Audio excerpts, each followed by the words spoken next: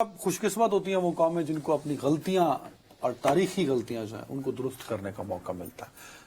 تاریخ کیونکہ آپ کی قوم کی شناخت ہوتی ہے، اور میں تو بڑے عرصے سے ہم سنتے آ رہے ہیں کہ ذوالفقار علی بھٹو کا جو قتل ہے وہ انصاف کا قتل ہے، وہ عدالتی قتل ہے، عدالتی تاریخ کا سیاہ ترین باب ہے.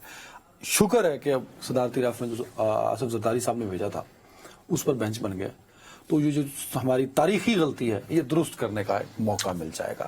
بھائی میرے، میں صرف ایک لفظ کہوں گا، میری زبان زیادہ نہ کھلوانا.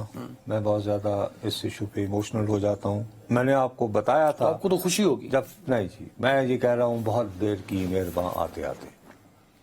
دیکھیے، میں نے آپ کو اس دن بھی بتایا تھا، آصف علی زرداری صاحب ان دنوں صدر تھے پاکستان کے.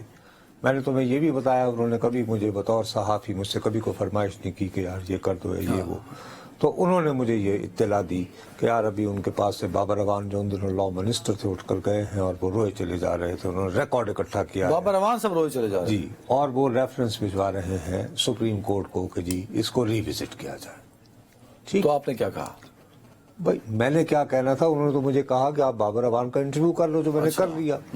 اور جو کہ حالانکہ وہ ان کو یعنی مشکل سے دستیاب ہوئے تھے صدر صاحب کی سفارش کے باوجود. تو اینی وے، اب وہ ان کی وہ جانے، ان کا کام جانے. جو بات میں کرنا چاہ رہا ہوں کہ میں نے نوجوان صحافی کے طور پر میں نے بھٹو صاحب کے کیس کو لاہور ہائی کورٹ سے سپریم کورٹ تک دیکھا ہے. ایک ایک لمحہ میری آنکھوں کے سامنے کا ہے.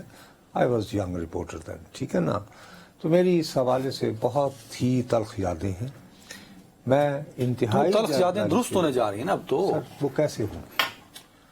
دیکھیے یار، ہم چیخ کے عادی ہو گئے کہ یہ سیاست عدالتی تاریخ میں سیاہ دھبا ہے، اب وہ سیاہ دھبا دھلنے جا رہا ہے. آج جیسے یہ معاملہ شروع ہوا تو ایک عزت مآب جج صاحب نے، جو کافی سینئر جج صاحب ہیں، انہوں نے کہا نہیں کہ جی اب کیا فائدہ جی، وہ تو ہو گیا جو ہونا تھا.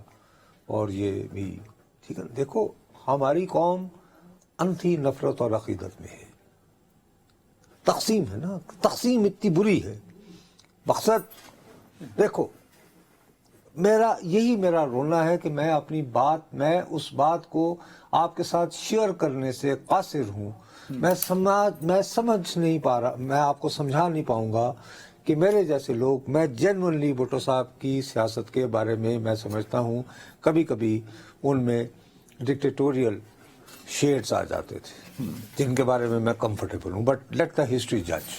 ٹھیک ہے، لیکن بنیادی طور پر انہوں نے ایک اتنے بڑے سانحے کے بعد جب پاکستان کا ایک حصہ ہم سے الگ ہو گیا، ہمیں ریوائیو کیا، قدموں میں کھڑا کیا، ہمیں ایک قابل فخر قوم بنایا، اور پھر یہ ضمانت کے حصول کے آئندہ کبھی ہماری سیکورٹی خطرے میں نہ پڑے، انہوں نے پاکستان کے ایٹمی پروگرام کی بنیاد رکھی. ٹھیک ہے، یہ بہت بڑے واقعات ہیں. ٹھیک ہے.